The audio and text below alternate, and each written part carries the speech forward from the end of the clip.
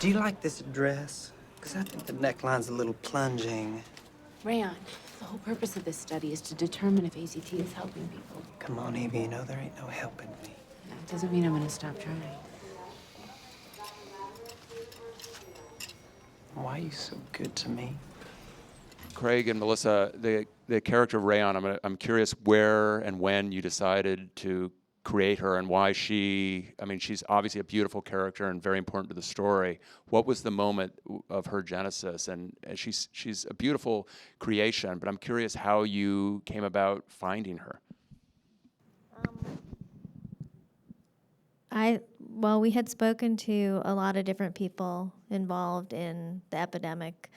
And then when we looked at Ron's character, we just thought that you had to have a character who was kind of, an amazing foil to Ron, and who was the great heart of the movie, the heart and soul of the film. And we wanted a character that put everything that Ron was afraid of in his face. So we just thought, if it was a gay man, you can look away. But if it's Rayon, you really can't look away. And he's such a great character because he's such an outsider and he's so broken, but yet he's so strong. And he has so many, there's so many amazing moments with him where you're just like, oh yes, that's what it would be like to kind of have this quiet suffering your whole life. God, when I meet you, I might be pretty if it's the last thing I do. Jared, there's one of the beautiful things about your performance, about the character, is what it isn't. That it's not kind of typically how this character, somebody who is transgendered or transsexual, is portrayed on screen. I'm curious, in talking to people who might have had gender reassignment or transsexual people, what did you take away from your meetings with them, and what were the kinds of things that were really important to you in terms of their integrity that you wanted to preserve in your performance?